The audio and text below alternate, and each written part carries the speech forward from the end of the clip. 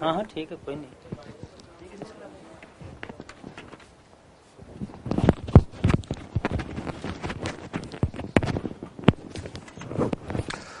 Hello, it's a lovely Tuesday afternoon. As I was about to say, there was some problem with the mic, now rectified. Hope that each one of you are absolutely fine and always, and in a very fine state of health. That's exactly what we pray for and what we aspire for. So now, time as always to start this particular session. And if you remember, in the last one we have had talked about what we call profit prior to incorporation. Profit prior to incorporation is the topic which we are going to begin this particular session up with, and we will wrap it up.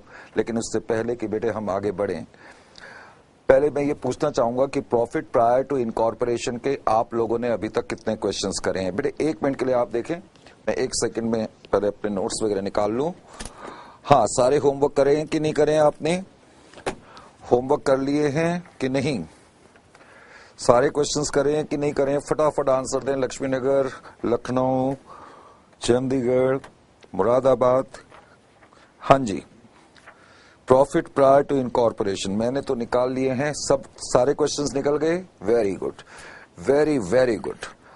फिर भी मैं आज इसका एक question करूंगा।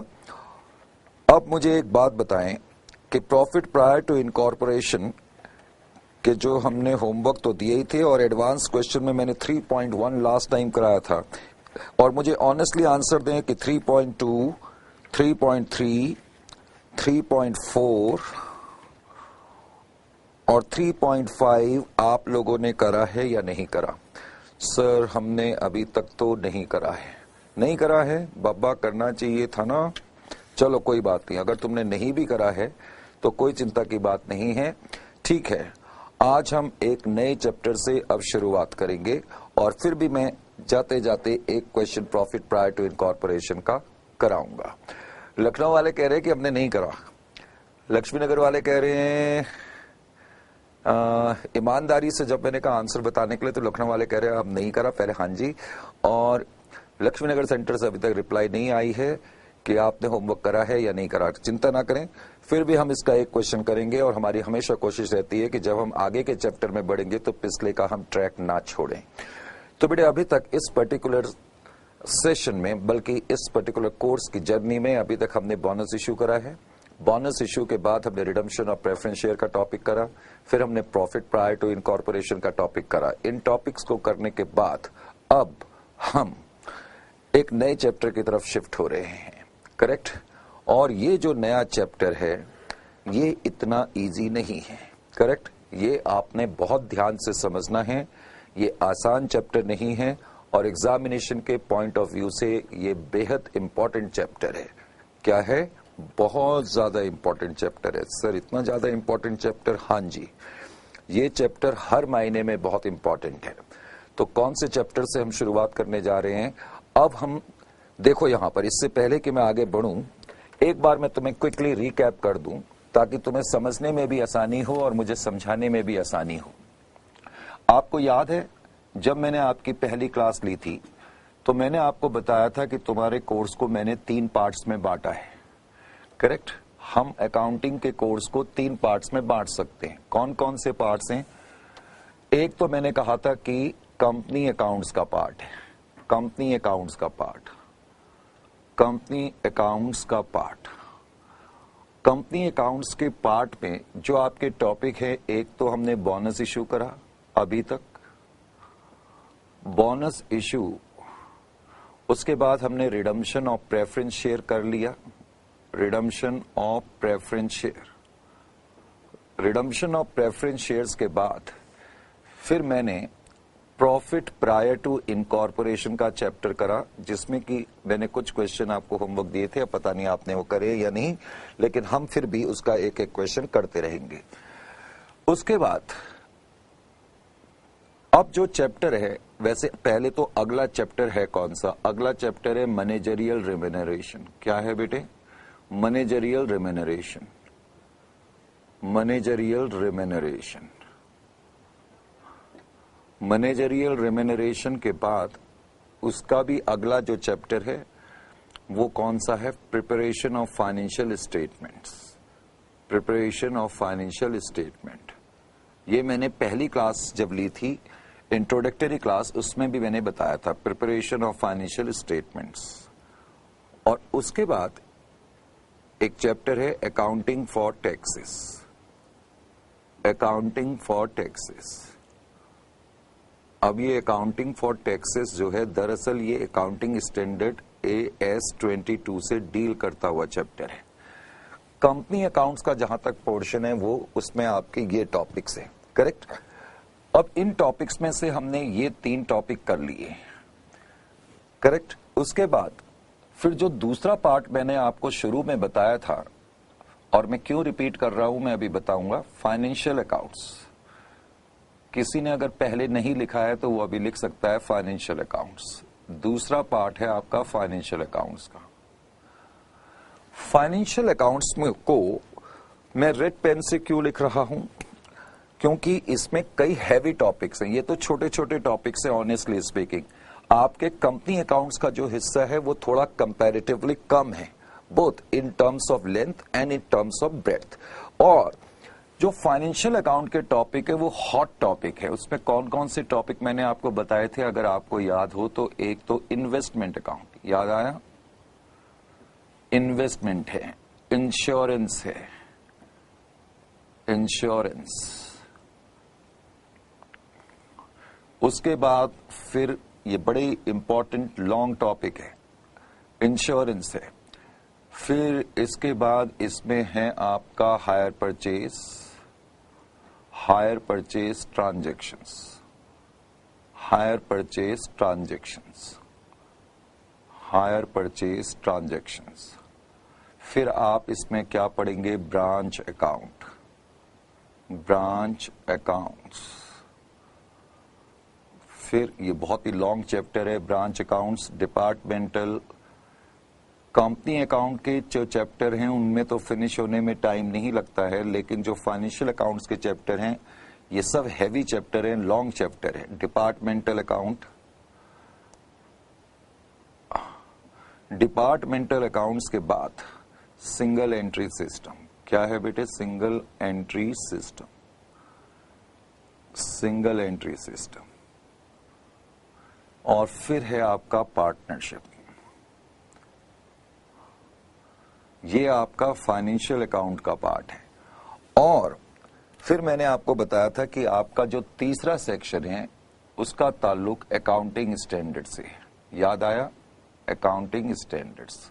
तो आपके पूरे कोर्स को हम 3 पार्ट में डिवाइड कर सकते हैं। कहने का मतलब है जो आपका कोर्स है अकाउंट्स का, CA इंटर ग्रुप 1 का, उसको हम इतने पार्ट्स में डिवाइड कर सकते हैं।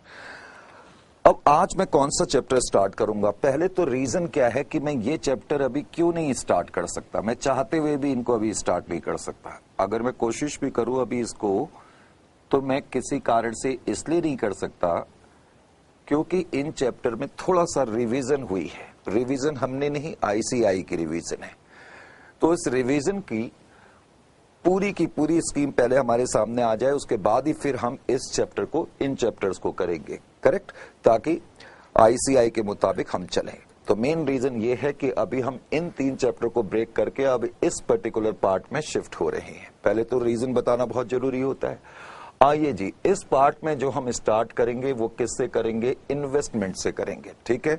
आज हम जो टॉपिक ले रहे हैं, और ये टॉपिक जो है बहुत इंपॉर्टेंट है। अब जो इन्वेस्टमेंट हम पढ़ेंगे तो इसके साथ साथ हम इसी के अंदर अकाउंटिंग स्टैंडर्ड AS 13 भी पढ़ेंगे। मैंने शुरू में आपको बताया था, करेक्ट बेटे, जब मैंने यहाँ प्रिपरेशन ऑफ फाइनेंशियल स्टेटमेंट लिखा है तो आपको मालूम होनी चाहिए कि कैश फ्लो स्टेटमेंट भी फाइनेंशियल स्टेटमेंट के अंदर ही आता है, करेक्ट। अब अकाउंटिंग स्टैंडर्ड जब हम पढ़ेंगे तो उसमें बहुत सारे स्टैंडर्ड्स हमने पढ़ने हैं, इसमें कोई डाउट नहीं है। लेकिन उन अकाउंटिंग स्टैंडर्ड में जो AS 13 है वो हम इन्वेस्टमेंट के साथ कर लेंगे। इसी तरह AS 3 है जो वो कैश फ्लो स्टेटमेंट के साथ हो जाएगा, करेक्ट। तो इन्वेस्टमेंट जो चैप्टर है अब हम इसकी स्टार्टिंग करेंगे। और अब यहां से रियल सेंस में तुम्हारा जो कोर्स है, अब तुम्हें भी लगेगा कि इसमें हमें वाकई में कुछ पढ़ना भी है। करेक्ट। आइए जी इन्वेस्टमेंट से स्टार्ट करते हैं। तो आज का मेरा एजेंडा वैसे ये रहेगा कि मैं पहले इन्वेस्टमेंट का बारे में सारी चीजें बताऊं और उसके बाद एक क्वेश्चन हम प्रॉफिट प्रायर टू इनकॉर्पोरेशन का भी करेंगे ताकि आप उसके टच में रहें। ठीक है बेटे, स्टार्ट करते हैं इन्वेस्टमेंट से। आइए जी इन्वेस्टमेंट्स, चलो ये तो बाद में लिखना होगा तो बाद में लिख लेना किसी को। और इन्वेस्टमेंट्स में अब स्टार्ट कर रहा हूं। इन्वेस्टमेंट अकाउंटिंग,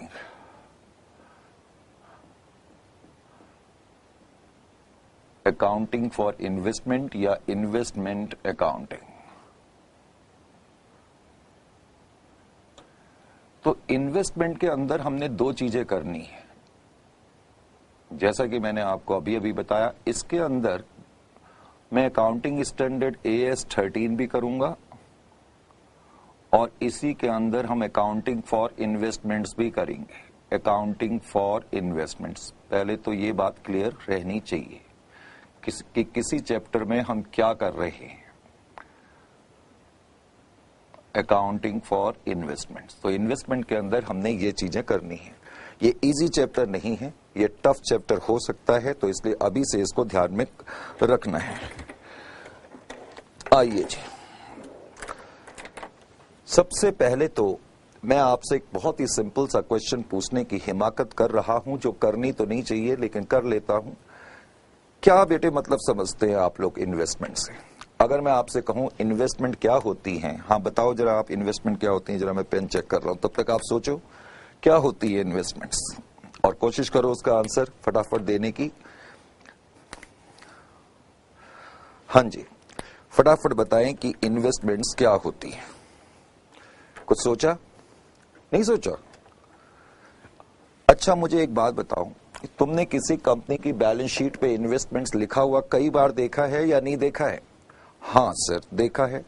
तो इन्वेस्टमेंट से बेटे आप क्या मतलब लगाते हैं? नॉर्मली क्या मतलब लगाते हैं? आप यही मान के चलते हैं कि मान लो ये एक्स लिमिटेड की बैलेंस शीट है और एक्स लिमिटेड की बैलेंस शीट के अंदर आपने एसेट साइड में इन्वेस्टमेंट लिखा है, तो इसका बेसिकली मतलब क्या है? इसका बेसिकली मतलब है कि जो एक्स लिमिटेड नाम की कंपनी है उसने अपनी कंपनी के कुछ पैसे निकाल करके किसी दूसरी कंपनी में लगाए। इसको ये कहा जा सकता है आम बोलचाल की भाषा में, भाई अगर मैं किसी कंपनी के शेयर्स खरीदता हूं, किसी कंपनी के डिवेंचर खरीदता हूं, किसी कंपनी के बॉन्ड्स खरीदता हूं, तो इसका मतलब है मैंने अपनी कंपनी का पैसा किसी दूसरी कंपनी में लगाया हुआ है और शायद मैंने ये सोच करके लगाया है कि जो मैं ये शेयर्स और डिवेंचर दूसरी कंपनी के खरीद रहा हूं वहां से मेरे पास कुछ इनकम आएगी, चाहे वो डिविडेंड के रूप में आए, चाहे वो इंटरेस्ट के रूप में आए। पहले तो ये बात समझ में आई या नहीं आई? यहां तक कोई प्रॉब्लम है?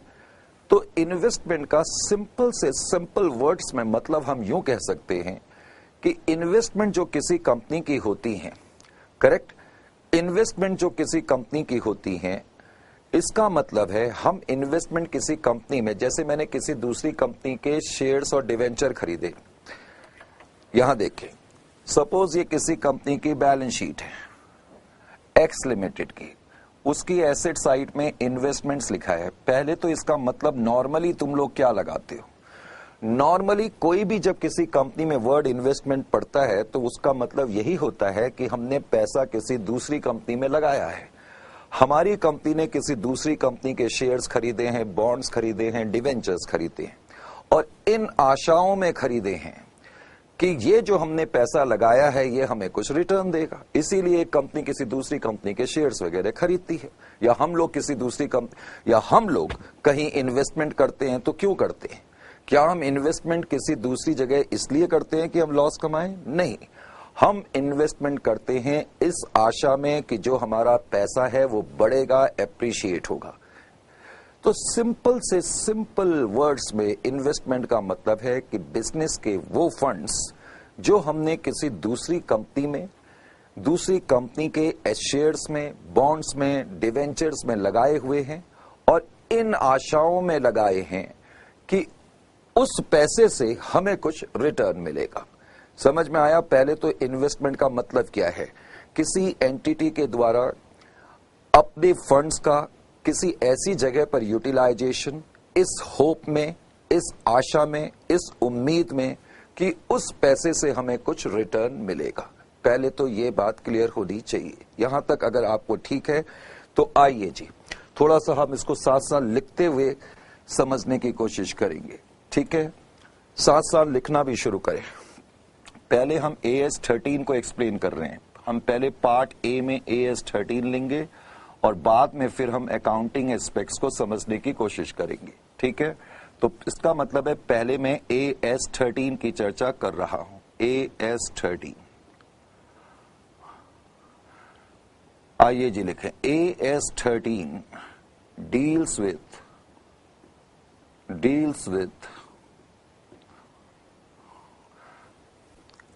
accounting for investments, deals with accounting for investments। तो AS 13 जो है अकाउंटिंग फॉर इन्वेस्टमेंट से डील करता है। Accounting for investments. Standard provides, और स्टैंडर्ड हमें क्या बताता है? Standard provides some guidelines, standard provides some guidelines with respect to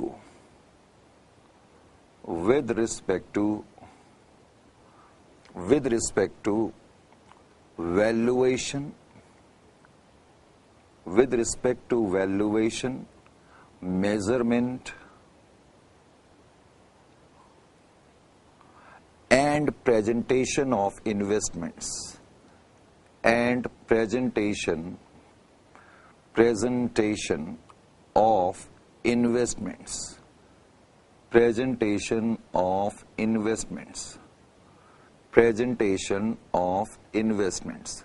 इसका क्या मतलब निकला कि स्टैंडर्ड, इनफैक्ट जितने भी अकाउंटिंग स्टैंडर्ड हैं वो कुछ ना कुछ हमें गाइडलाइंस देते हैं, कुछ ना कुछ हमें हिदायतें देते हैं, कुछ ना कुछ हमें मदद करते हैं उस पर्टिकुलर कॉन्सेप्ट के बारे में जिस कॉन्सेप्ट से स्टैंडर्ड जुड़ा हुआ है। अब अकाउंटिंग स्टैंडर्ड AS 13 का जो ताल्लुक है वो इन्वेस्टमेंट से है, तो ये स्टैंडर्ड हमें कुछ गाइडलाइंस देता है, कुछ इंस्ट्रक्शंस देगा, कुछ एडवाइस देगा कि किस तरीके से इन्वेस्टमेंट को वैल्यू करना है, किस तरीके से इन्वेस्टमेंट को मेजर करना है, किस तरीके से इन्वेस्टमेंट को हम अपनी बैलेंस शीट में प्रेजेंट करेंगे। तो इन चीजों के बारे में स्टैंडर्ड हमें कुछ गाइडलाइंस देता है। इससे पहले कि आगे बढ़ें, सबसे पहले तो हम इन्वेस्टमेंट का मतलब समझने की कोशिश करते हैं। थोड़ी देर पहले मैंने आपसे इन्वेस्टमेंट का मतलब पूछा था और मैंने उस मतलब को थोड़ा सा एलोबरेट करने की कोशिश करी थी। तो इन्वेस्टमेंट का सिंपल वर्ड्स में मतलब क्या है? Investment simply, investments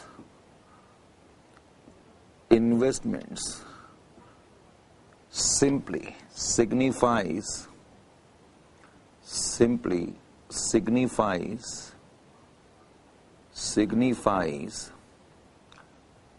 investment simply signifies funds of an entity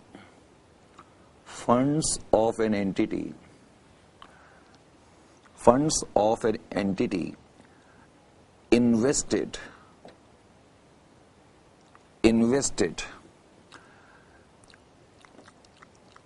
with an underlying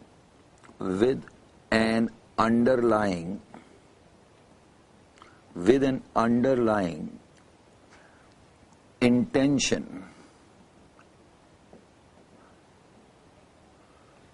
to earn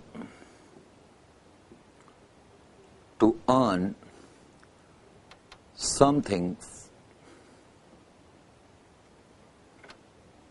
from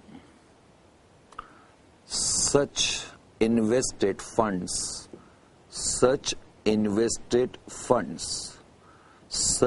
investment funds. ये वही मतलब है जो अभी थोड़ी देर पहले मैं आपको समझा रहा था। इन्वेस्टमेंट सिंपली रेफर करती हैं बिजनेस के उन फंड्स को जो हमने दूसरी जगह इन्वेस्टमेंट करे हुए हैं, एक अंदरूनी आशाओं के तहत कि इस पैसे से हमें कुछ अर्निंग्स होंगी। करेक्ट? इस लिहाज से हम कह सकते हैं thus investments includes, thus investments include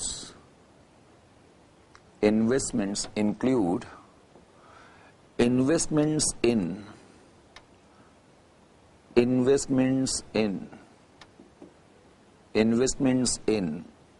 shares, bonds, debentures,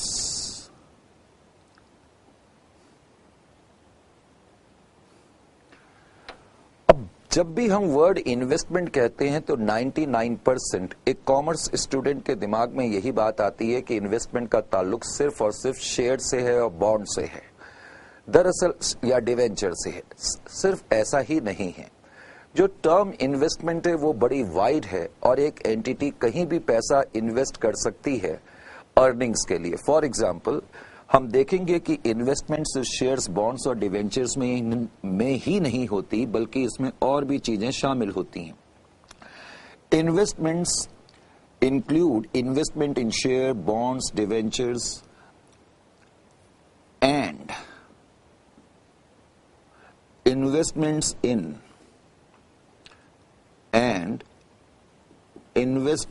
in अरे देखना ये जूम हो रहा है ना, बच्चों को नजर आ रहा है ना। इन्वेस्टमेंट्स इन, जरा कैमरे का ध्यान रखना, इन्वेस्टमेंट्स इन ए गोल्ड,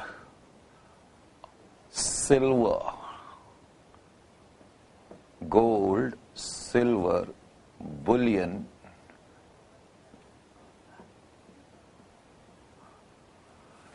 तो जो टर्म इन्वेस्टमेंट है ये एक बड़ी टर्म है। तो हम लोग, अगर आप बिजनेस न्यूज अब देखने की आदत अभी से डालें, ये भी मैंने पहली क्लास में आपको कहा था, आप उसमें कई बार देखेंगे तो कई तरीके के इंडेक्स नजर आते हैं। Metallic index, gold index, correct. तो जो मेटेलिक इंडेक्स होते हैं वो गोल्ड, सिल्वर, बुलियन के बारे में बताते हैं कि आज इनका भाव on an average international, national market में क्या क्या रहा। खैर, investments in gold, silver, Boolean, तो बहुत सी कंपनीज जो हैं वो गोल्ड में, सिल्वर में, बुलियन भी एक तरीके का वैसे गोल्ड ही होता है, हालांकि जो सोने के बड़े बड़े बिस्कुट फॉर्म में गोल्ड होते हैं उसी को हम बुलियन भी कह देते हैं, करेक्ट। बुलियन क्या होता है तुम्हारे पूछने से बेटा मैं पहले ही बता दूंगा, मुझे मालूम है बच्चे कहाँ और क्या चीजें पूछ सकते हैं। मैंने भी कहा सोने के जो बड़े बड़े बिस्कुट फॉर्म में गोल्ड होता है उसी को हम कई बार बुलियन बोल देते हैं। Is it clear to you? और वैसे इसके बारे में एक और कहावत भी है कि जो बुलियन है वो बहुत ही ज्यादा कैरेट का सोना होता है। वैसे तो हम लोगों ने यही सुना है 24 कैरेट का सोना, लेकिन ऐसा नहीं है। सोने जो हैं बहुत 2400 कैरेट तक के भी हो सकते हैं। ये समझ में आया? आप लोगों ने तो अपनी मम्मी से, डैडी से और दादी से यही सुना है अधिकतर। तुमने क्या, मैंने भी यही सुना है कि 24 कैरेट का सोना होता है महंगा, ज्यादा से ज्यादा, इजंट इट और नॉट? तो अब तुमने देखा ये 0000 तुमने क्या लिख दिया, मेरी समझ में नहीं आया। तो इतने कैरेट का भी सोना हो सकता है। तो उस बुलियन, तो खैर हमें मेन चीज समझ में आनी चाहिए कि इन्वेस्टमेंट सिर्फ इन्वेस्टमेंट इन शेयर, बॉन्ड्स और डिवेंचर से ही ताल्लुक नहीं रखती। तो बेटा इन्वेस्टमेंट जो है वो किस में भी हो सकती है, गोल्ड में भी, सिल्वर में भी और बुलियन में। और अधिकतर ये इन्वेस्टमेंट थोड़ी सेफ इन्वेस्टमेंट होती है। वो कैसे होती है इसके बारे में धीरे धीरे हम आगे चर्चा करेंगे, क्योंकि वो जनरल चर्चा का पार्ट है, वो चैप्टर का पार्ट नहीं है, लेकिन फिर भी तुम्हारी नॉलेज को बढ़ाने की कोशिश करेंगे। उसके अलावा देखो मैंने आगे क्या लिखा, दस इन्वेस्टमेंट इंक्लूड्स इन्वेस्टमेंट इन, और अब मैंने आगे क्या लिखा, इन्वेस्टमेंट्स इन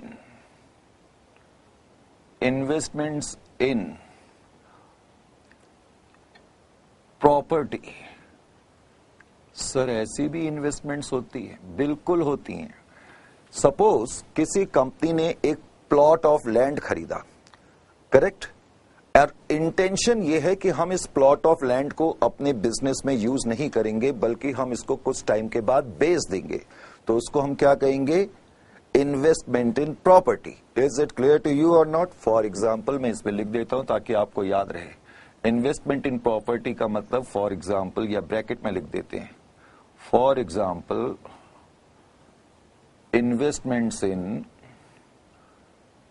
इन्वेस्टमेंट्स या चलो इसको ऐसे लिखा देता हूं, for example purchase of plot of land, purchase of plot of land, purchase of plot of land for the purpose of resale, for the purpose of resale.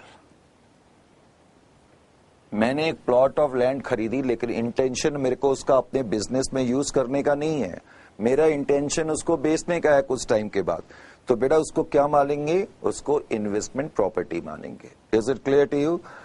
यहां तक कोई प्रॉब्लम तो नहीं है? तो तुमने देखा कि इन्वेस्टमेंट कोई छोटी टर्म नहीं है, इन्वेस्टमेंट बड़ी टर्म है, करेक्ट। आइए अब हम थोड़ा सा और आगे की तरफ, अगर आपकी इजाजत हो तो फिर बढ़ेंगे, बिना तुम्हारी इजाजत के हम कोई काम नहीं कर सकते, पहले ये चीज ध्यान रखनी है। तो इसलिए तुमको हाँ बोलना होगा, जब मैं आपसे पूछूं कि अब हम आगे बढ़े तो जब तक तुम यस नहीं कहोगे तब तक मैं नो रहूंगा। जल्दी बताओ। चलिए, अरे वाह, लखनऊ वालों के बारे में बड़ा फेमस है कि लखनऊ की जो लैंग्वेज और बोलने का जो लहजा है वो बहुत ही लाजवाब और तहजीब भरा होता है। तो इजाजत आपने दी, इसके लिए हम आपके शुक्रगुजार हैं, और अब हम आगे की तरफ तशरीफ ले जाते हैं। अब हम लखनवी अंदाज में बोल रहे हैं, तो आइए जी। अब स्टैंडर्ड आगे हमें यह बताता है कि जितनी भी इन्वेस्टमेंट्स होती हैं, करेक्ट, जितनी भी इन्वेस्टमेंट होती हैं उनको उनकी दो ब्रॉड कैटेगरीज होती हैं, जो कि आपको वैसे भी मालूम है। एक होती है करंट इन्वेस्टमेंट, एक होती है नॉन करंट इन्वेस्टमेंट। तो बेटे इन्वेस्टमेंट के बारे में स्टैंडर्ड क्या कहता है, कितनी कैटेगरी की इन्वेस्टमेंट होती है? दो कैटेगरी की होती है। आइए जी, स्टैंडर्ड कहता है कैटेगरीज ऑफ इन्वेस्टमेंट के बारे में, या classification of investments, classification of investment. Standard कहता है कि जितनी भी इन्वेस्टमेंट होंगी उनको हम दो पार्ट्स में बांट देंगे।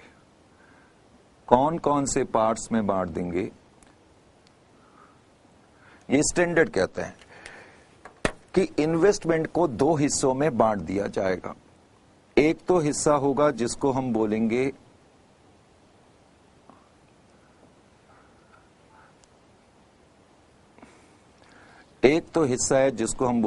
Current investments. AS13 classifies investments into two parts, one current and of course the another one is non-current, correct? Current and non-current.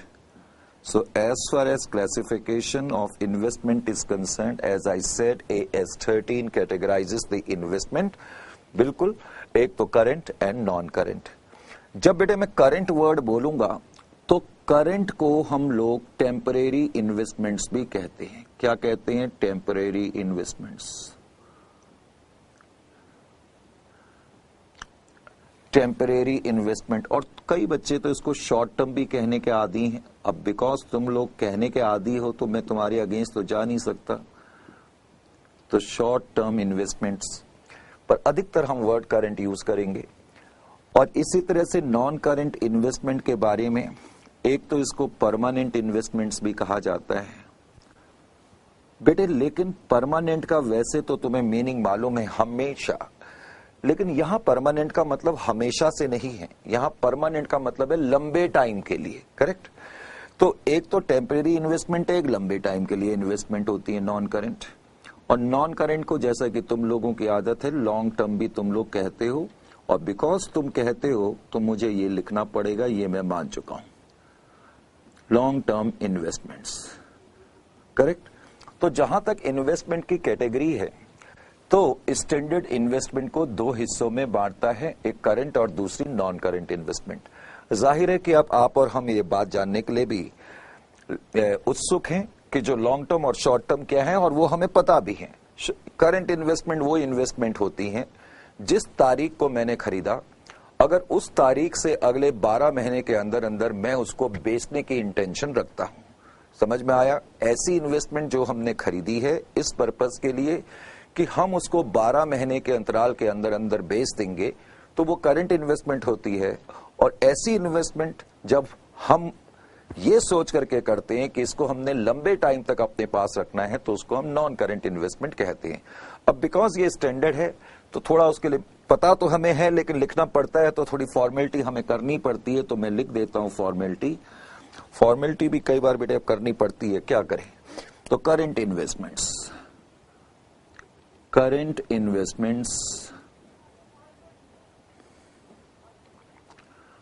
अब करेंट इन्वेस्टमेंट्स जैसा कि मैं बता ही चुका हूं, इसको तुम लोग टेम्परेरी शॉर्ट टर्म इन्वेस्टमेंट के नाम से भी जानते हो। तो current investments are those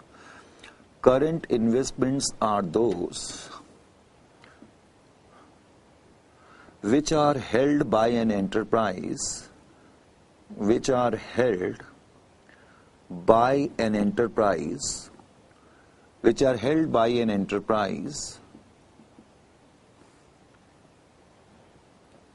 for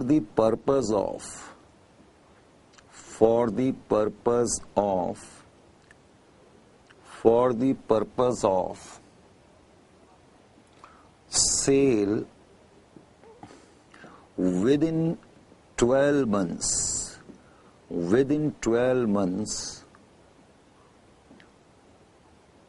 from its date of acquisition, from its date of purchase या from its date of acquisition, कुछ भी लिखना है, from its date of acquisition, जिस तारीख को आपने ये इन्वेस्टमेंट एक्वायर करी उस तारीख के अगले 12 महीने के अंदर अंदर आपकी इंटेंशन है कि आप इसको बेच दोगे तो आप इसको करंट इन्वेस्टमेंट कैटेगराइज करोगे।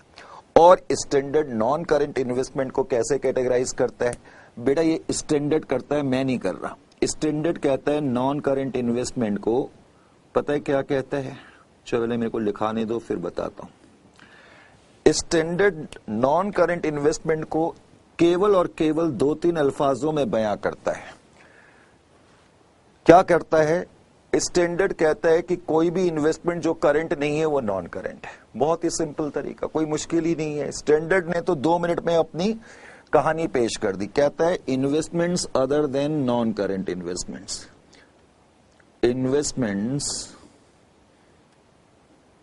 other than non-current investments, other than non-current investments, other than non-current investments, other than non-current investments. Current investment को छोड़ करके जितनी भी इन्वेस्टमेंट है वो लॉन्ग टर्म इन्वेस्टमेंट है। बल्कि मैं अब स्टैंडर्ड आईसीआई की इस केस में तारीफ करूंगा क्योंकि मुझे ज्यादा नहीं लिखना पड़ा, आपको ज्यादा बोलना नहीं पड़ा। अच्छा, अब इसका मतलब ये हो गया कि नॉन करंट इन्वेस्टमेंट वो इन्वेस्टमेंट होती हैं जो एक एंटिटी इसलिए करती है कि वो उसको लंबे वक्त तक अपने पास रखना चाहती है। इसका सीधा सा मीनिंग ये हो गया। और बल्कि कम अल्फाजों में हम यूं भी कह सकते हैं, हाँ तुमने बिल्कुल ठीक कहा, करंट इन्वेस्टमेंट होगा। अच्छा, मैंने कहीं कुछ और लिख दिया क्या? बच्चे ने कुछ बोला है, current investment are those which are held by an enterprise for the purpose of sale within 12 months from the date of acquisition. ठीक है। और ये नॉन करंट इन्वेस्टमेंट और इन्वेस्टमेंट अदर देन करंट, हाँ ठीक बेटा, मैंने वो कर दिया, नॉन करंट लिख दिया, बिल्कुल ठीक। अच्छा, आप ये कह रहे थे, बड़ी देर से आप ये कह रहे थे, मैंने देखा नहीं। ठीक है, तो कोई भी ऐसी इन्वेस्टमेंट जो करंट इन्वेस्टमेंट के अलावा है तो हम कह सकते हैं कि वो नॉन करंट इन्वेस्टमेंट है। अब अगर मैं इसको ओपन करने के लिए कहूं तो मुझसे अच्छा आप बता सकते हैं कि करंट इन्वेस्टमेंट वो इन्वेस्टमेंट है जो हम लंबे टाइम के लिए करना चाहते हैं। हमारा पर्पज है कि हम इसको 12 महीने के अंदर अंदर नहीं बेचना चाहते हैं, इसको लंबे टाइम तक रख करके हम खूब अर्निंग करना चाहते हैं। तो स्टैंडर्ड तो केवल कम अल्फाजों में कह देता है investment other than current investment. तुम ठीक कह रहे हो, मैंने नॉन लिख दिया था गलती से। तो इसी तरह बस आपने ध्यान रखना है, लिखते लिखते कई बार हमें खुद याद नहीं रहता।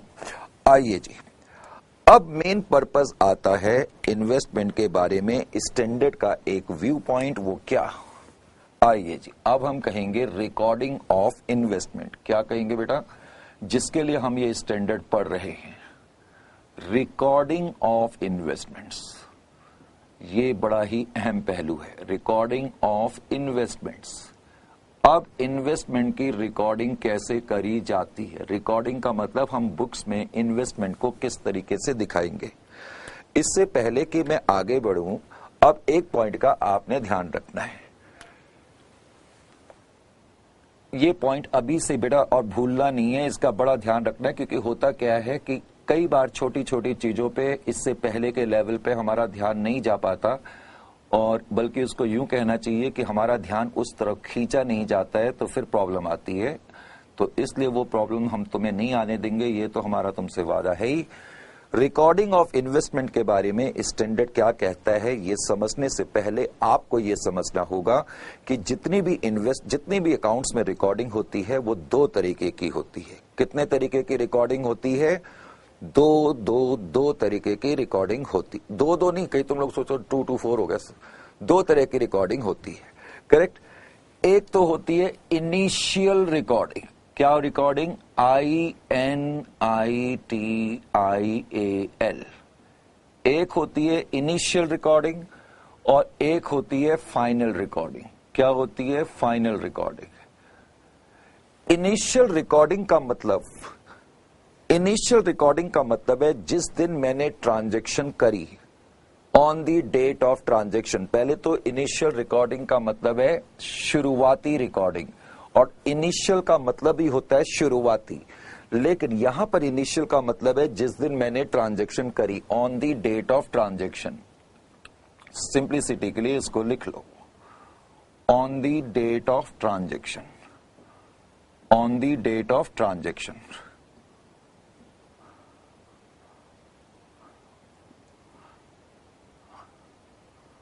On the date of transaction, correct. एक तो रिकॉर्डिंग हमेशा तब होती है जब हम ट्रांजैक्शन करते हैं, हालांकि हम लोगों को इस तरह की रिकॉर्डिंग करने की आदत नहीं है, लेकिन इस तरह की रिकॉर्डिंग होती है। अब आपको, क्योंकि अब आप बड़े हो गए हैं, अब आप सीए की दहलीज पर हैं, तो अब आपको पहले की मात्रा में ज्यादा पता होना भी चाहिए। दो तरह की रिकॉर्डिंग होगी, एक तो on the date of transaction और ऑफ कोर्स एक फाइनल रिकॉर्डिंग। और फाइनल रिकॉर्डिंग का मतलब है at the time of finalization of accounts. जब हम अपने अकाउंट्स की फाइनलाइजेशन करते हैं तो तब हम रिकॉर्डिंग करते ही हैं, नॉर्मली तब तो हम करते ही हैं। और उसके अलावा on the date of purchase या on the date of transaction भी रिकॉर्डिंग होती है। पहले तो ये मतलब हमें समझ में आना चाहिए। अब उसके बाद हम देखेंगे कि स्टैंडर्ड क्या कहता है इनिशियल रिकॉर्डिंग के बारे में। इनिशियल रिकॉर्डिंग के बारे में AS13 क्या कहता है, जरा अब हम AS13 के विचारों को भी सुने कि नहीं। आप और हम आज इकट्ठा क्यों हुए? आज हम, आप मेरी बात को नहीं, आज आप AS13 की बातों को सुन रहे हैं। आइए जी, इनिशियल रिकॉर्डिंग के बारे में AS13 अपने क्या व्यू पॉइंट्स पेश करता है। Initial recording of investment, INITIAL। Initial recording, लो जी, इनिशियल रिकॉर्डिंग। स्टैंडर्ड कहता है initial recording of investment should be done at cost. बस, should be done at cost का क्या मतलब है? स्टैंडर्ड कहता है initial recording of investments, initial recording of investments, initial recording of investments should be done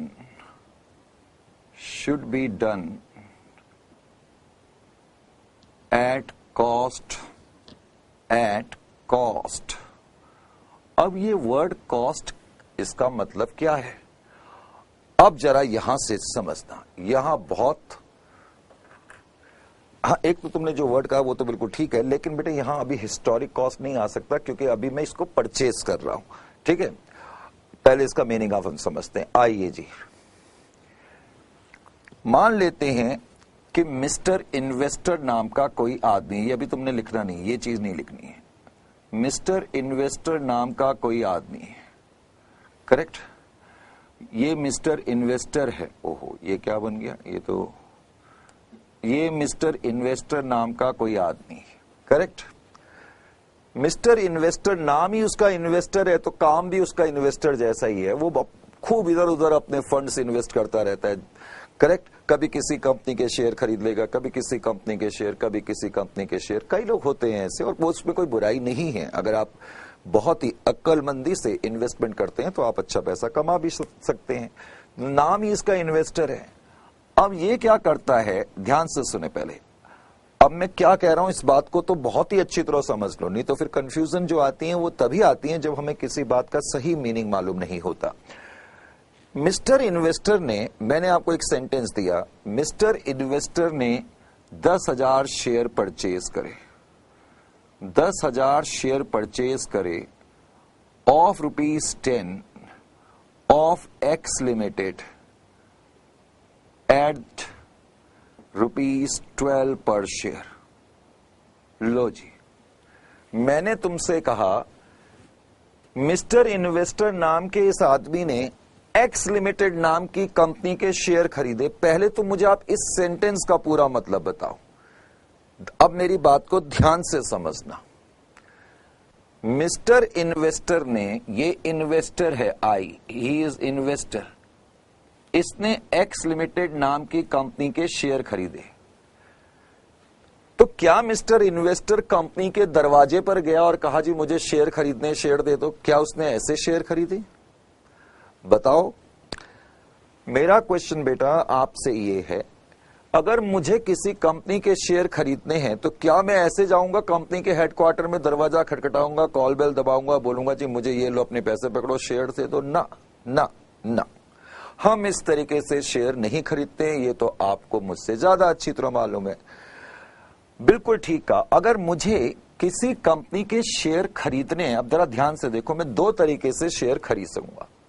correct, हम दो तरीके से शेयर्स खरीद सकते हैं। एक तो तब अगर एक्स लिमिटेड कोई पब्लिक इश्यू करती, अगर एक्स लिमिटेड नाम की कंपनी ने कोई पब्लिक इश्यू करा होता और तब मैंने इसके शेयर खरीदे होते प्रोसेस के थ्रू, यानी कि मैंने एप्लीकेशन मनी दिया होता, फिर मुझे लेटर ऑफ अलॉटमेंट आया होता।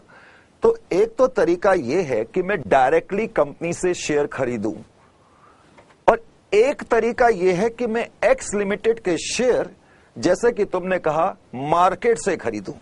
Is it clear to you?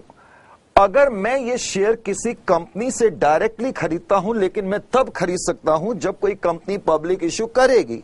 ये थोड़ी कि मैं कंपनी को बोलूंगा जी मुझे शेयर खरीदने, ऐसा तो हो नहीं सकता। तो शेयर किसी भी इन्वेस्टर के पास दो तरीके से आ सकते हैं। एक तो डायरेक्टली जब वो कंपनी पब्लिक इश्यू करे और उसके शेयर को खरीदे, यानी कि अगर मिस्टर इन्वेस्टर किसी कंपनी के शेयर को कंपनी से खरीदता तो मैं इसको बिजनेस और फाइनेंस की लैंग्वेज में बोलूंगा कि ये प्राइमरी ट्रांजैक्शन है। बेटा अब ये टर्म मैं बार बार नहीं बोल पाऊंगा, इसलिए तुम्हें अपने जहन में, दिल में समा करके रखनी है। करेक्ट, बिल्कुल ठीक। तो अगर इस कंपनी ने कोई इनिशियल पब्लिक ऑफर करा होता और मैंने तब इसके शेयर खरीदे होते, तो तब ये प्राइमरी ट्रांजैक्शन मानी जाएगी। ठीक है, ये तुम फाइनेंशियल मैनेजमेंट में भी पढ़ोगे बाद में। तो एक इन्वेस्टर के पास, एक व्यक्ति के पास शेयर्स दो तरीके से आ सकती हैं। एक तो प्राइमरी ट्रांजैक्शंस के थ्रू, और या फिर सेकेंडरी ट्रांजैक्शन के थ्रू। और सेकेंडरी का मतलब क्या है? मैंने एक्स लिमिटेड के शेयर खरीदे, तो मैंने क्या करा, किसी ब्रोकर के थ्रू ये शेयर खरीदे। या तुम ठीक कह रहे हो, तुम में से किसी ने लिखा स्टॉक एक्सचेंज लखनऊ से आंसर आया, तो बात एक ही है। ब्रोकर भी अल्टीमेटली हमें स्टॉक एक्सचेंज के थ्रू ही शेयर दिलाएगा। तो मैंने ब्रोकर के थ्रू इस कंपनी के शेयर खरीदे। जब मैं इस तरीके से शेयर खरीदूंगा तो मैं बोलूंगा ये सेकेंडरी मार्केट की ट्रांजैक्शन है। समझ में आया? अब इस लाइन को पढ़ करके तुम्हें कैसे पता लगेगा कि ये प्राइमरी मार्केट की ट्रांजैक्शन है कि ये सेकेंडरी मार्केट की ट्रांजैक्शन है? ये इस लाइन को पढ़ के तुम्हें कैसे पता लगेगा? तो ध्यान से सुने। अगर मैं इस कंपनी के शेयर कंपनी से ही खरीदूंगा, यानी कि अगर ये कंपनी पब्लिक इश्यू करती है तब मैं इसके शेयर खरीदूंगा, तो पता है टर्म क्या लिखी जाएगी? टर्म लिखा जाएगा इन्वेस्टर सब्सक्राइब्ड दी शेयर्स। क्या लिखा जाएगा? सब्सक्राइब्ड। यानी कि अगर मैं आपको कहूं कि मैंने इस कंपनी के शेयर सब्सक्राइब करे, तो आप समझ जाना कि मैंने डायरेक्टली कंपनी से खरीदे हैं। और ये कौन सी ट्रांजैक्शन है? कौन सी ट्रांजैक्शन है पापा? ये ट्रांजैक्शन प्राइमरी ट्रांजैक्शन है। और अगर मैं कहता हूं मैंने शेयर्स परचेज करे हैं तो आप समझ जाना कि ये सेकेंडरी मार्केट की ट्रांजैक्शन है। यहां क्या लिखा हुआ है कि मिस्टर इन्वेस्टर ने 10,000 शेयर्स परचेज करे, हालांकि मैंने वर्ड परचेज लिखा नहीं है, लेकिन मैंने बोला था कि 10,000 शेयर्स ऑफ एक्स लिमिटेड उसने परचेज करे हैं। तो परचेज का मतलब, जब भी वर्ड परचेज आएगा तो इसका मतलब ये सेकेंडरी मार्केट की ट्रांजैक्शन है। अब एक बड़ा पॉइंट, 99% जो शेयर की खरीद और फरोख्त होती है वो प्राइमरी मार्केट से नहीं होती, प्राइमरी कैपिटल मार्केट से नहीं होगी, वो होगी सेकेंडरी कैपिटल मार्केट से। बात समझ में आ गई? Is it clear to you? कोई ट्रांजैक्शन प्राइमरी मार्केट की है तो कैसे पता लगेगा? क्या अल्फाज लिखा होगा? सब्सक्राइब्ड। अगर मैं कहूं कि मैंने शेयर सब्सक्राइब करे हैं तो इसका मतलब ये प्राइमरी मार्केट से बात चल रही है, इसका मतलब मैं डायरेक्टली कंपनी से शेयर्स खरीद रहा हूं। लेकिन अगर मैं कहूं कि मैंने शेयर परचेज करे तो इसका मतलब मैं किसी ब्रोकर के थ्रू शेयर परचेज करे, खरीदे, बेचे, इस तरह के काम ब्रोकर्स करते हैं। तो पहले तो ये पॉइंट आपकी समझ में आना चाहिए। हाँ जी, चलो अब हम इनिशियल रिकॉर्डिंग की बात कर रहे थे। मैंने कहा अकाउंटिंग स्टैंडर्ड AS 13 कहता है कि शुरुआती रिकॉर्डिंग इन्वेस्टमेंट की जो होगी वो हमेशा कॉस्ट प्राइस पर होगी। और कॉस्ट प्राइस का लेकिन मतलब क्या है? कॉस्ट प्राइस का मतलब है the term cost, the term cost signifies, the term cost signifies, term cost क्या शो करती है? 1 परचेज प्राइस, कि आपने कितने में परचेज करा, एक तो परचेज प्राइस प्लस ब्रोकरेज और कमीशन पेड, ब्रोकरेज और कमीशन पेड, आपने कोई ब्रोकरेज कोई कमीशन पे करा इन शेयर्स को खरीदने के लिए तो वो भी आप इसमें ऐड करेंगे। अब जरा मेरे को एक पॉइंट बताओ, मिस्टर एक्स ने ये शेयर परचेज करे, कितने में परचेज करे? 10,000 इंटू 12, तो परचेज प्राइस बेटे कितनी हो गई? सर परचेज प्राइस हो गई इतनी, 1,20,000 हो गई।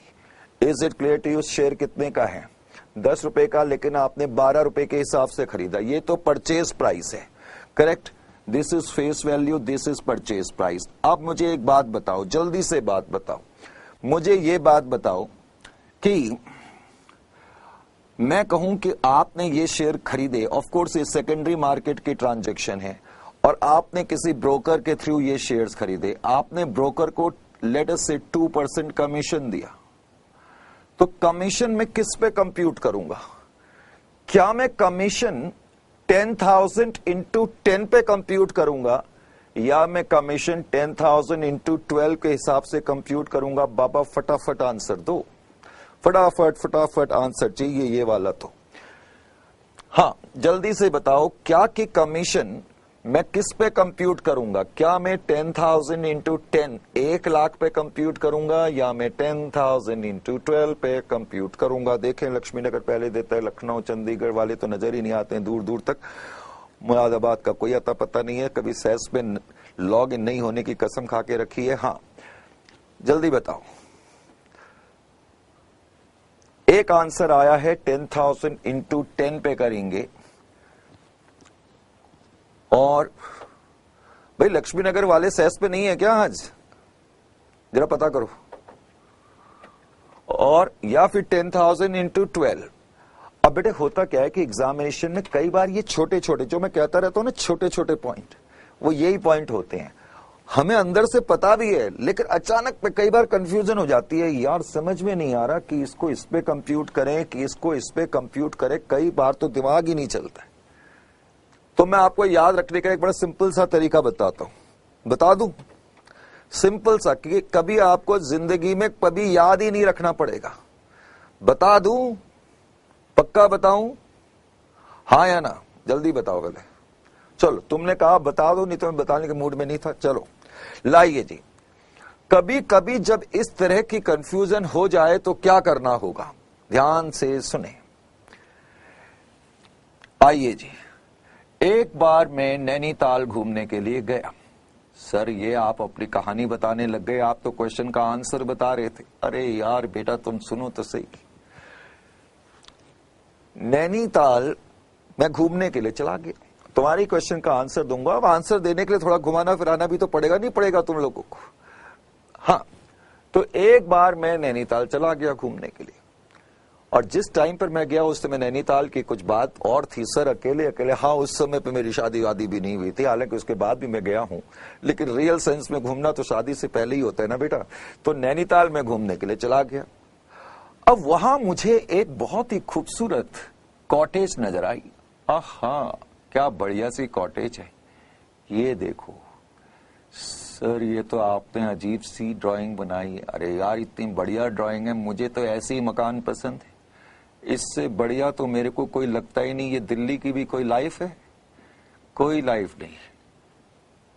लाइफ तो छोटे शहरों की ही होती है। बढ़िया सी ये कॉटेज, आगे वादियां, आसपास फूल, खूबसूरत लाफानी दिलकश मौसम और नैनीताल की आबो हवा। मुझे ये कॉटेज पसंद आ गई। फिर मैं थोड़ा आसपास घूमा, 2-3 प्रॉपर्टी डीलर से मैंने कांटेक्ट करा, एक प्रॉपर्टी डीलर मिल गया। मैंने कहा भाई पता करो ये कॉटेज कितने की है, मैंने इसको खरीदना है। अब जो ब्रोकर है, ये ब्रोकर है, ब्रोकर ने कहा ठीक है जी हम आपको ये कॉटेज दिला देते हैं। मान लेते हैं कि ये कॉटेज जो है मिस्टर ए नाम के किसी आदमी की है, और मिस्टर ए नाम के आदमी ने जब इस कॉटेज को बड़ी मेहनत से बनाया था तो उसकी कॉस्ट उस वक्त 10 लाख रुपए की लगी थी। किसी जमाने में उसने बनाया होगा, 10 लाख रुपए की लगी थी। लेकिन अब जो प्राइस था इस कॉटेज का वो तो बहुत ज्यादा था। उसने कहा 50 लाख। ब्रोकर ने मुझे बताया कि सर हम आपको ये कॉटेज तो दिला देंगे लेकिन 50 लाख रुपए लगेंगे।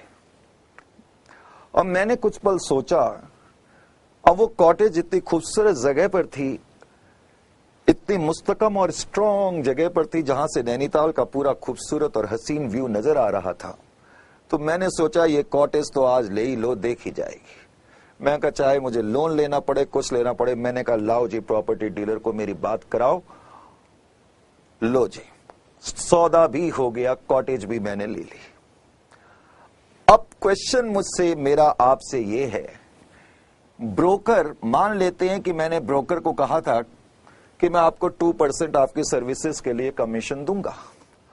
अब जरा बेटे मुझे बता दो, ब्रोकर 2% कमीशन किस पे मांगेगा? क्या 10 लाख पे मांगेगा कि 50 लाख पे मांगेगा? आंसर बताओ और आपके क्वेश्चन का आंसर भी आपको मिल जाएगा। 10 लाख पे मांगेगा या 50 लाख पे मांगेगा? जल्दी जल्दी आंसर देना है, हम तो ऐसे ही आंसर देते हैं। फिर 50 लाख पे। तो अब इसका आंसर क्या हो गया लखनऊ? अब इसका आंसर क्या दोगे तुम लोग? जल्दी बताओ, क्योंकि क्लास में तो सॉल्व तुमने ही करना है, मैंने थोड़ी करना है। देखा, मेरे बिना बताए। और अब तुम जिंदगी भर नहीं भूलोगे। इसका मतलब ये हो गया, याद रखना बेटा, कभी भी और ये तो कोई ऐसी नई बात नहीं है, कभी कभी मुझे भी कंफ्यूजन हो जाती है इतने पढ़ाने के बाद। और तो और फिर तुम्हारी तो अभी बात ही क्या, तुम लोगों ने तो अभी लाइफ स्टार्ट करी है, तो कंफ्यूजन ना रहे इसलिए मैंने ये एग्जाम्पल दिया। और मुझे उम्मीद है कि ये काफी लंबे टाइम तक तुम्हारे दिल में रहेगा। तो बस एक छोटा सा रूल आपने याद रखना है, जितने का सौदा उतने का कमीशन। दैट्स ऑल, बस कहानी खत्म। सौदे की वैल्यू पे हमेशा ब्रोकरेज और कमीशन डिसाइड होता है। बात समझ में आ गई? जितने का सौदा उतने का कमीशन, दैट्स ऑल। उसके आगे जाने की जरूरत ही नहीं है, कोई एग्जाम्पल और कहानी रखने की भी जरूरत नहीं है। ये तो हमें सुनानी पड़ती है, इसलिए हमने आपको सुनाई। और आंसर भी हम आपके मुंह से निकालना चाहते थे, आंसर भी आपने दे दिया, वेरी गुड। तो इसका मतलब ये हो गया कि ब्रोकरेज को उसकी सर्विसेज के लिए मुझे कुछ कमीशन भी देना पड़ेगा, वो भी मैं ऐड करूंगा। ये जितनी भी चीजें हैं ये सब मिलकर के कॉस्ट को तय करेंगी। तो स्टैंडर्ड कहता है कि जब आप इन्वेस्टमेंट खरीदते हैं तो इनिशियल रिकॉर्डिंग जो इन्वेस्टमेंट की होगी वो परचेज प्राइस, जो कि इस केस में आपने मुझे बताया 1,20,000 था, और फिर मैंने आपसे पूछा कमीशन कितना होगा, 2%, तो आपने कहा 2400, बिल्कुल ठीक। अब हम और क्या ऐड करते हैं, स्टैंडर्ड कहता है जी ये भी ऐड करा जाए कॉस्ट में डिटरमिन करने के लिए। स्टैम्प ड्यूटीज,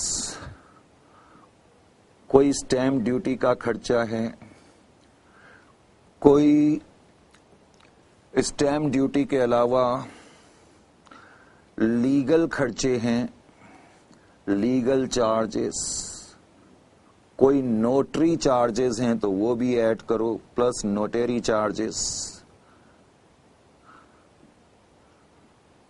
नोटरी चार्जेस कितने हो गए, ये सब मिला करके। और स्टैंडर्ड पता है क्या कहता है, स्टैंडर्ड कहता है ये भी STT, अभी ये STT क्या है मैं सब बताता हूं, वेट। 1,20,000 परचेज प्राइस है, 2,400, नहीं बेटे, कमीशन कभी भी फेस वैल्यू पे नहीं होता है। वो जो आप कंप्यूट कर रहे हो ना, वो आप जो कह रहे हो वो कह रहे हो डिविडेंड की बात, डिविडेंड और इंटरेस्ट, वो जब हम कंप्यूट करेंगे वो फेस वैल्यू पे ही करेंगे, उसमें कोई डाउट नहीं, वो तो इनकम है, वो अलग है। ब्रोकरेज और कमीशन हमेशा याद रखना सौदे की वैल्यू पर होगा, वो नेचुरल सी चीज है। अच्छा, दूसरी चीज पहले मैं इसको भी क्लेरिफाई कर लूं, अभी तो मैं इंटरेस्ट और डिविडेंड पे आया नहीं, वो हमेशा फेस वैल्यू पे होता है, इसमें कोई डाउट नहीं है। आगे बढ़े, 1,20,000 इस परचेज प्राइस, 2% ब्रोकरेज हो गया कितना, इतना।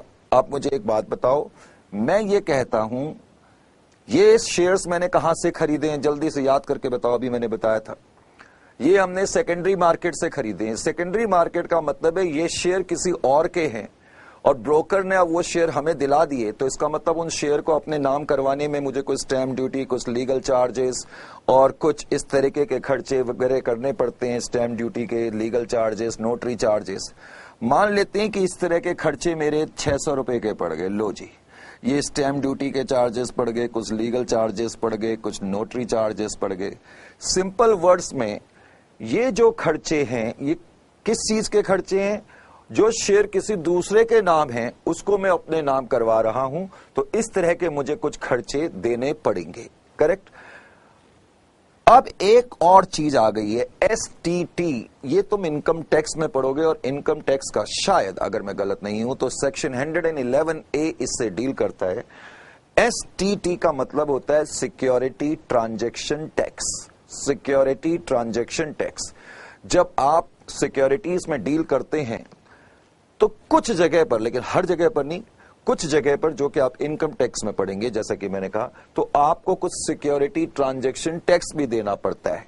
तो सिंपल वर्ड्स में, सिंपल से सिंपल वर्ड्स में स्टैंडर्ड कहता है जब आपने शुरुआत में इन्वेस्टमेंट एक्वायर करी, जितने में एक्वायर करी और प्लस उसकी एक्विजिशन में जितने भी खर्चे लग गए उन सबको ऐड कर दो, वो आपकी क्या बन जाएगी, कॉस्ट।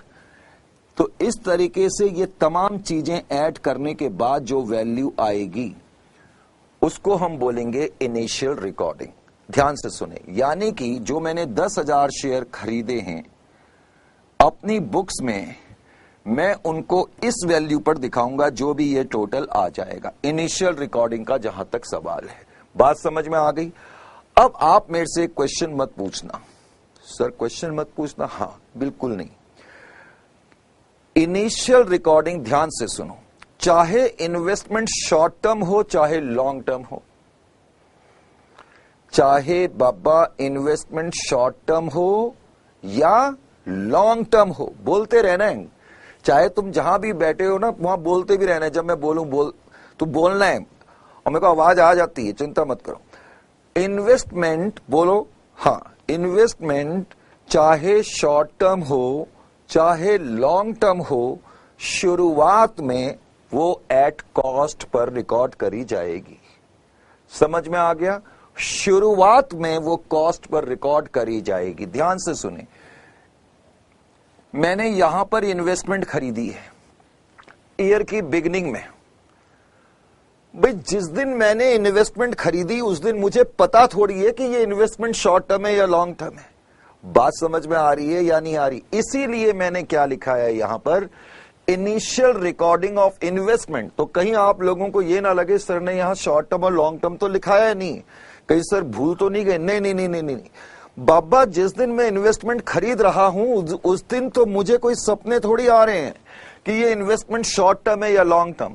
ये इन्वेस्टमेंट शॉर्ट टर्म है या लॉन्ग टर्म, इस बात का फैसला तो 12 महीने के बाद होगा। अगर 12 महीने के बाद ये इन्वेस्टमेंट बुक्स में नजर आती हैं तो ये अपने आप ही लॉन्ग टर्म हो जाएंगी, और 12 महीने से पहले गायब हो जाती हैं तो फिर शॉर्ट टर्म हो जाएंगी। बात समझ में आ गया कि नहीं आ गया? इसका मतलब हम कह सकते हैं कि शुरुआत में इन्वेस्टमेंट, तो ये लिखना जरूरी नहीं है कि चाहे वो शॉर्ट टर्म हो या लॉन्ग टर्म, और वो लिखना ठीक भी नहीं है। तो कहने का मतलब है कि शुरुआत में इन्वेस्टमेंट हमेशा बेटा किस पे रिकॉर्ड करी जाएंगी? कॉस्ट प्राइस पे रिकॉर्ड करी जाती है। बात समझ में आ गई? बोलो ना यार, हाँ या ना। तुम बोलोगे नहीं, मैं तो जो जोश में पढ़ाई जा रहा हूं तो ऐसा लगेगा मैं बस खाली सामने टीवी को ही पढ़ा रहा हूं और तुम्हारी स्क्रीन को पढ़ा रहा हूं। जल्दी बताओ मेरे को, ये बात समझ में आ गई? बिल्कुल हाँ, ऐसे बोलते रहा करो, बीच बीच में कुछ कुछ लिखते रहा करो, ताकि मुझे लगता रहे कि कोई बीच में सो तो नहीं गया। पता लग रहा है खराटे मार मार के कोई सो गया है और मैं यहाँ पढ़ाते जा रहा हूं। हाँ जी, अब ये तो आ गई इनिशियल रिकॉर्डिंग की बात। अब इनिशियल रिकॉर्डिंग बेटा किस पे होती है? सर आपने 10 बार रिपीट कर दिया, आगे बढ़ो। चलो ठीक है, अब आपने कहा आगे बढ़ो तो तुम्हारी बात ना माने ऐसा तो हो ही नहीं सकता। आइए जी फाइनल रिकॉर्डिंग पर आ जाएं। सर आ जाओ। इनिशियल रिकॉर्डिंग में तो कोई प्रॉब्लम इसका मतलब है ही नहीं। इनिशियल रिकॉर्डिंग का मतलब जितने पैसे दिए, जितने खर्चे लग गए, सबको टोटल कर दो, उतने पे इन्वेस्टमेंट दिखा दो। फाइनल रिकॉर्डिंग, फाइनल रिकॉर्डिंग के बारे में स्टैंडर्ड क्या कहता है? कहां से स्टार्ट करूं? यहां लिख देता हूं, यहां से लिख देता हूं। Final recording, final recording. लो जी, अब बच्चों ने कहा सर फाइनल रिकॉर्डिंग भी बता दो। मैंने कहा ठीक है। फाइनल रिकॉर्डिंग का मतलब है recording at the time of finalization of account. तो बेटा यहां पर आपको थोड़ा सा ख्याल करना पड़ेगा। फाइनल रिकॉर्डिंग जब होगी तो अगर वो इन्वेस्टमेंट करंट इन्वेस्टमेंट है, करेक्ट, फाइनल रिकॉर्डिंग करते वक्त अगर कोई इन्वेस्टमेंट करंट इन्वेस्टमेंट है, जैसे मान लेते हैं अब अकाउंटिंग ईयर के एंड की डेट है और उसके 2-3 महीने पहले ही मैंने इन्वेस्टमेंट खरीदी है, तो फाइनल रिकॉर्डिंग तो वो शॉर्ट टर्म इन्वेस्टमेंट की मानी जाएगी ना बाबा। तो फाइनल रिकॉर्डिंग करते समय हमें देखना पड़ेगा इन्वेस्टमेंट करंट है या नॉन करंट है। तो जो करंट इन्वेस्टमेंट है, स्टैंडर्ड कहता है कि उसको कॉस्ट प्राइस या फिर मार्केट प्राइस, दोनों में से जो छोटी फिगर होगी उस पर रिकॉर्ड करा जाएगा करंट इन्वेस्टमेंट का, जहां तक सवाल है। तो पहले हम फाइनल रिकॉर्डिंग करंट इन्वेस्टमेंट की चर्चा करें। फाइनल रिकॉर्डिंग के अंदर आइए जी, पहले मैंने चर्चा करी। क्या चर्चा करी? ध्यान से सुनना है इस चर्चा को। जहां तक फाइनल रिकॉर्डिंग का सवाल है, correct,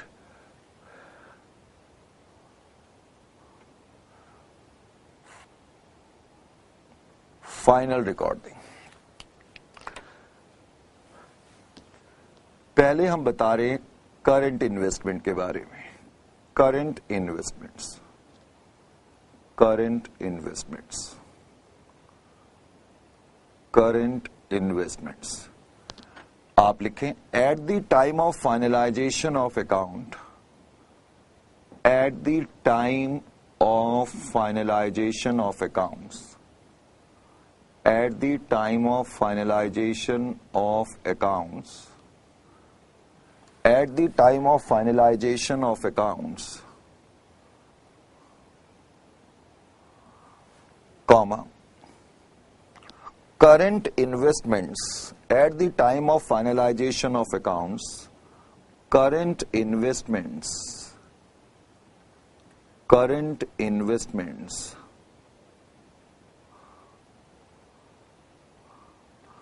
are recorded